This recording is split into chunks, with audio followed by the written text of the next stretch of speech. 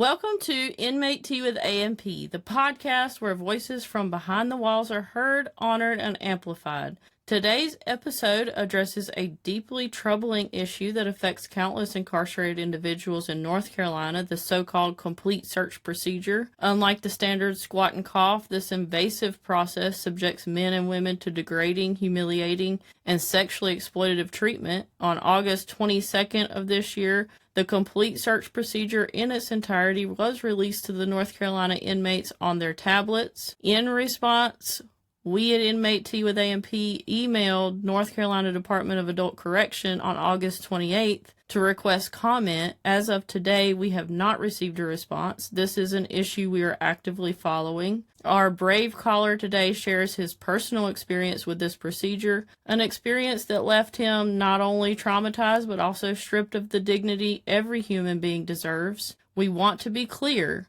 No one's sentence includes sexual abuse, humiliation, or the violation of their humanity. As families, communities, and advocates, we cannot remain silent while such practices go unchecked. We want to welcome our guest from North Carolina, DP, to the podcast. Welcome, DP. Now, DP, you recently experienced this so-called complete search procedure for the first time the other day after you went to visit with your family. A guard asked you to take place in this procedure, this search procedure.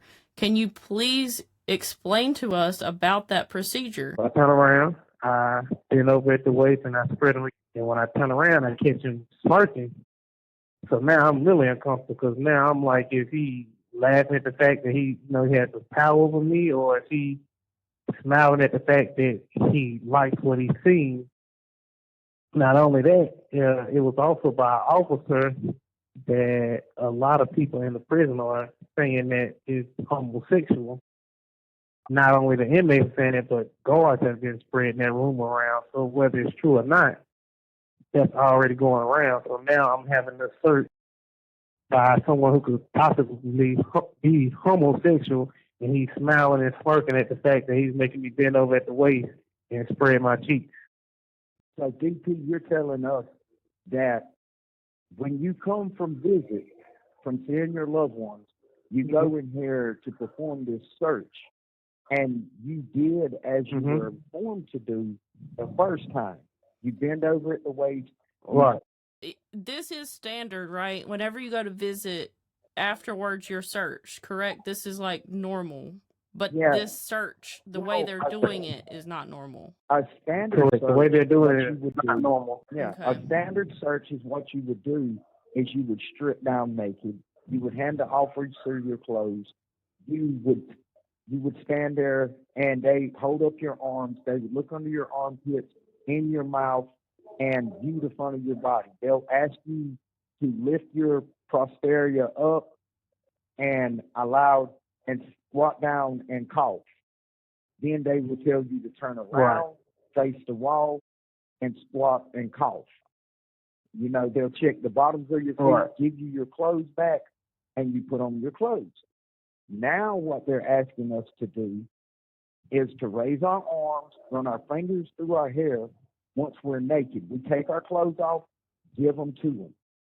We are standing there butt naked. They want us, if we got long hair, to run our fingers through our hair, lift our arms up, and if our arms is extremely hairy, run a comb through the hairs under our arms, run a comb through our pubic hairs, lift our scrotum sac, drop our scrotum sac, lift our penis to our stomach, and the officer's supposed to be squatted down with a flashlight, shining his flashlight on our posterior. Then, if you're not circumcised, you're supposed to pull the foreskin back on your member and expose the head of your member and to the officer while he's shining a flashlight on it. Release that, turn around, face the wall, bend over at the waist, reach back, grab your butt cheeks, and spread them open.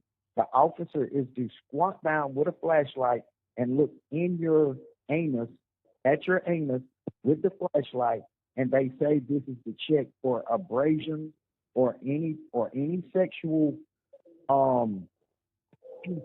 activity could have happened, or to check for any contraband that could be up in your rectum.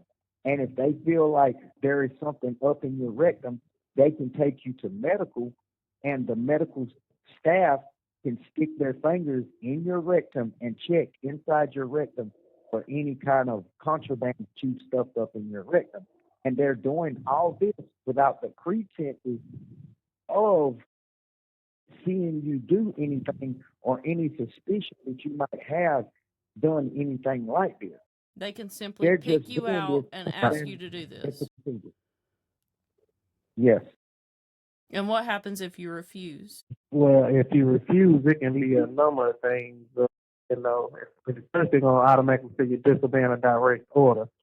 They're going to repeat that, them telling you to do whatever action they're telling you to do. And if you don't, 9 times out of 10, they're going to get their mace or their mace that they have, and they're going to spray you with it and take you to the hole.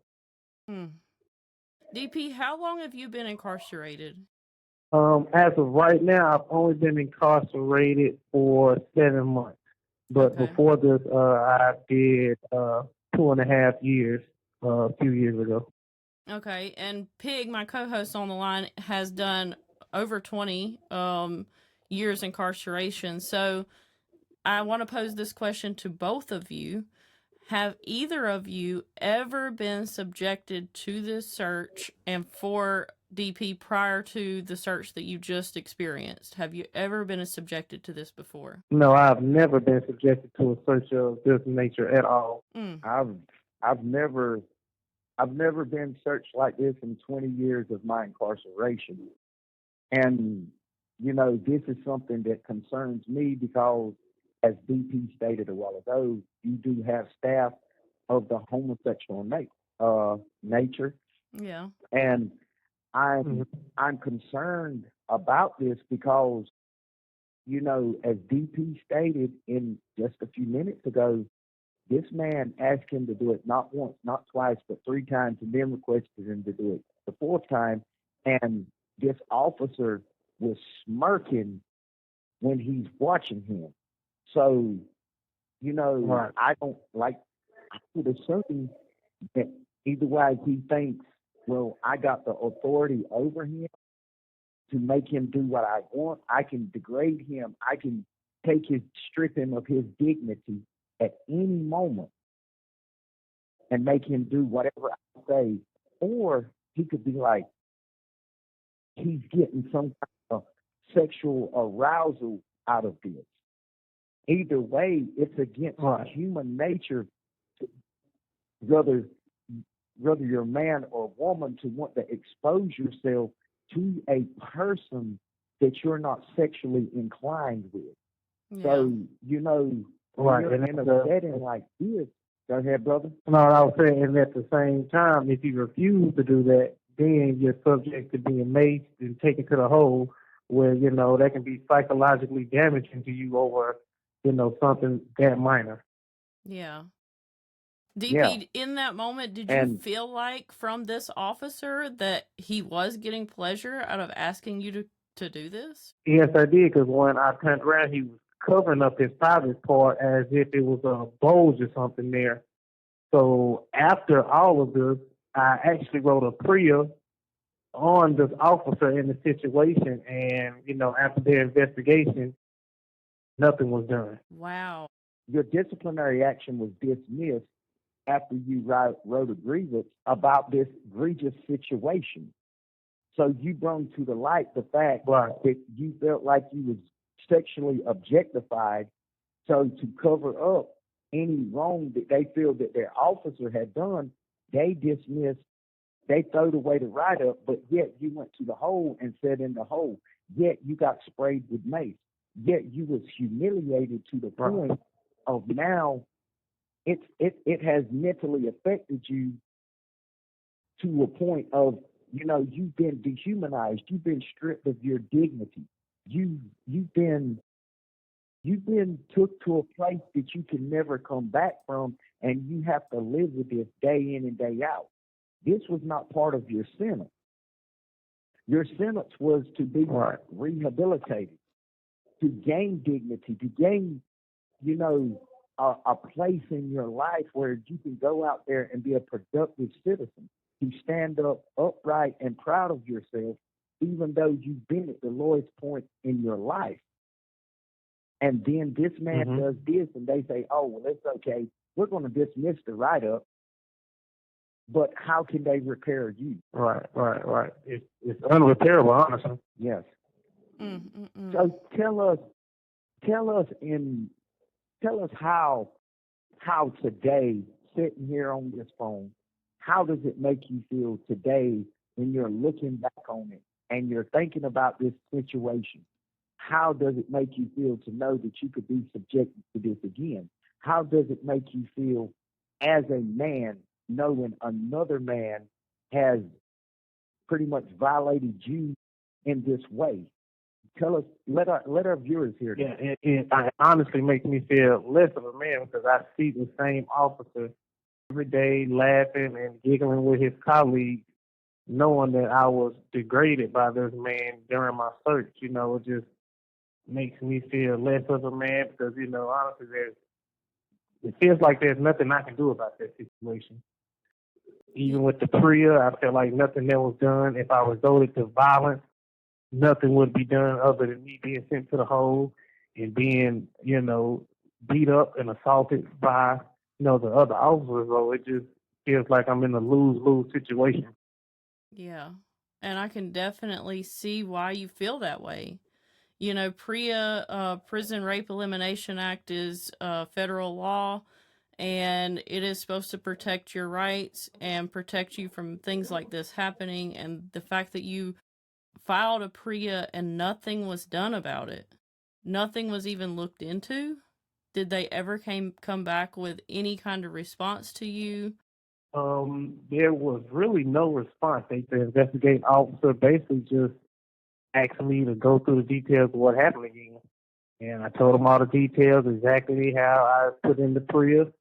And he was like, were you uncomfortable? And I was like, yes, he made me very uncomfortable. And he was like, if he would have told you what you were doing wrong, would that have helped the situation? And I said, I mean, it would have made the situation a little bit better, so I would have known what I did wrong, so I could have done it correctly, and I wouldn't have to go through that part of the process so many times. But he never did that. And at the same time, he was smirking and smiling as if, you know, he was getting some pleasure out of that. So after that conversation, I left, went back to the dorm, and I haven't heard anything else since then. And that was maybe, I would say, over 2-3 weeks ago. Wow. Well, DP, And we that's are the thing, so like, sorry that you experienced this. Gosh, I just can't Yeah. even imagine. I try to put myself in your shoes, and I can't even imagine having to go through that, what that feels like, and like you said, having to walk around in a block with that officer after the fact. It would be Right. difficult.